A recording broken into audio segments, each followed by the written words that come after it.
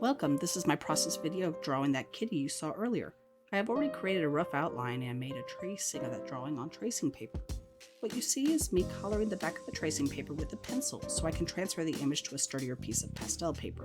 I do this because I like to figure out my drawing on cheap paper. I make and erase my mistakes and then create a nice clean image on the more expensive paper. Once I have the back of the paper filled with pencil, I lay it over the new surface and retrace the picture. I try to apply enough pressure to embed the image without tearing the tracing paper or digging grooves into the new paper. I remove the paper and voila, the image is transferred.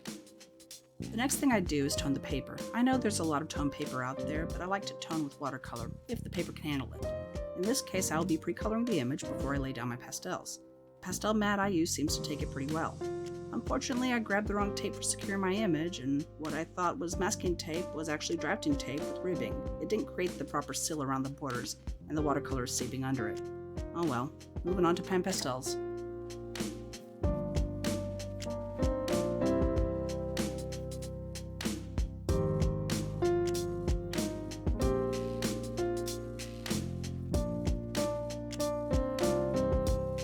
I consider the pan pastel layer the scary phase of the painting.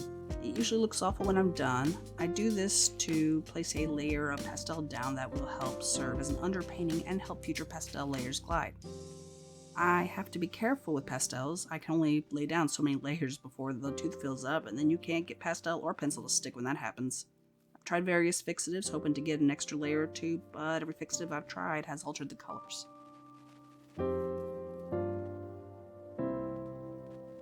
So with pastel, I need to think about every layer because you can only lay down so much pastel, even when working with papers that are designed for pastel. Like I said, this stage looks pretty rough, and it's usually where I start having my doubts. But I have learned that this is just the base layer. The layers I'll be putting on afterwards will be burying it, so I needn't worry.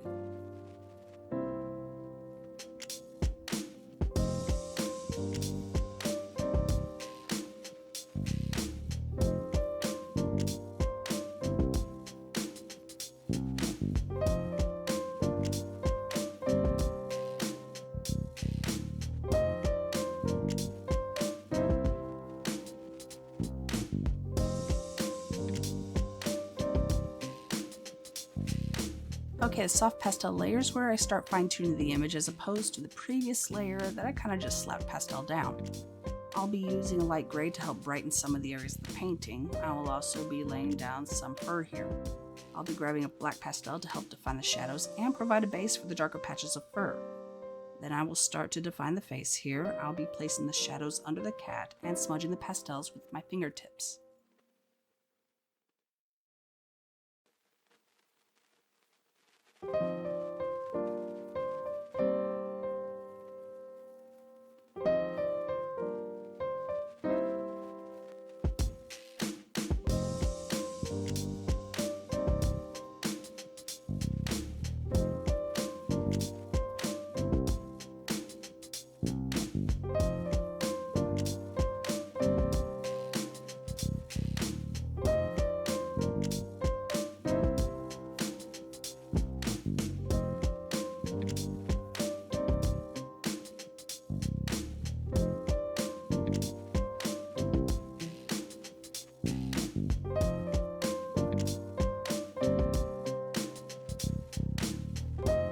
I am using the white pastel to try to lighten up parts of the cat, particularly under the chin and the mouth.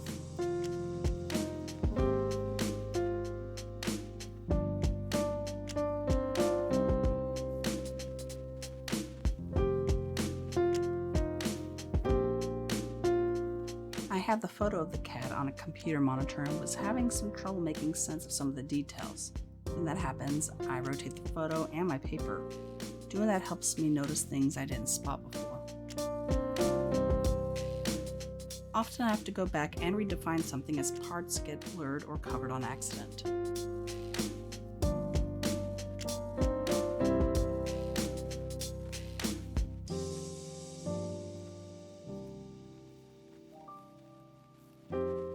And I flip the image again.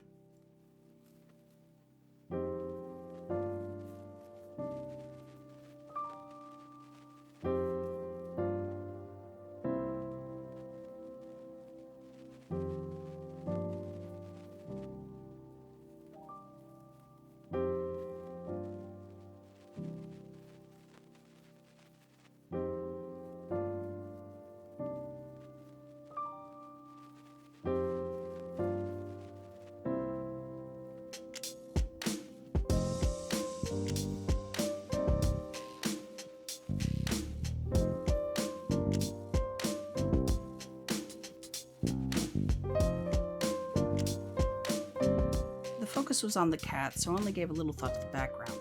The tree trunk he was lying on was far more gray, so I decided to add more beige and brown, as well as pump up the bluish tones of the shadow, which gave it a bit of a surreal look. I was worried that the cat might disappear in all the gray of the photo, so I pumped up the colors in the background. I blended out my soft pastel layer and am now going back and redefining the details.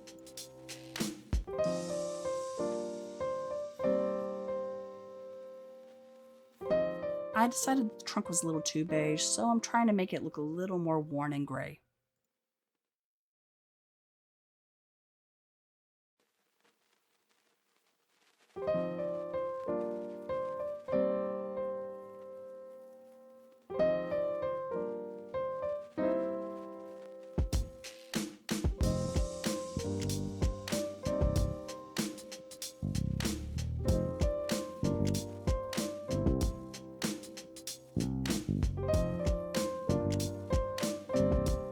And on to the pastel pencils.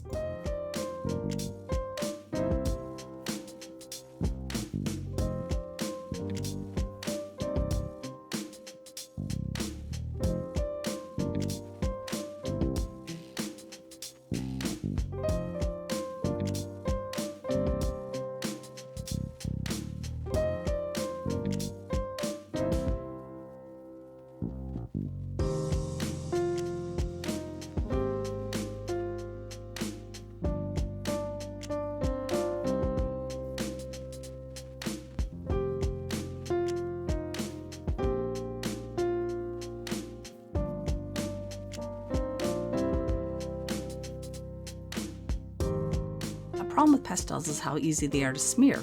With all the layers and fur details, the last thing I need is my arm and hand clumsily smearing my work. Tracing paper makes a pretty good barrier between my hand and the pastels below.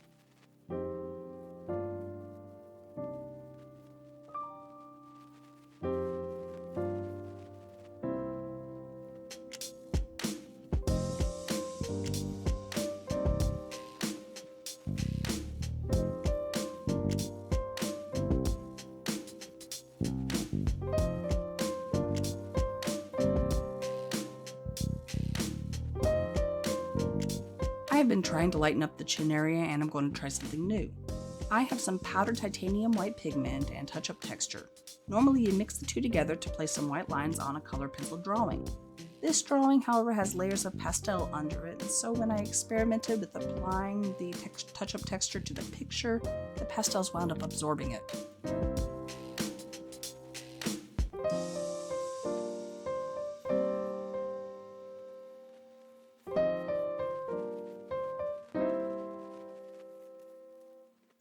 And I'm still trying to make it work with the whiskers.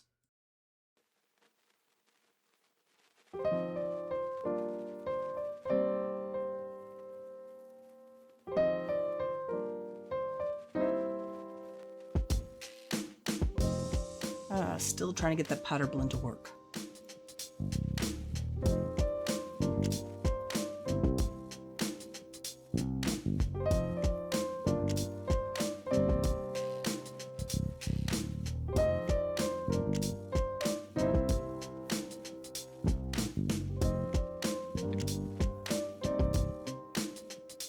Some last details on the background and we are done here. Thanks for watching.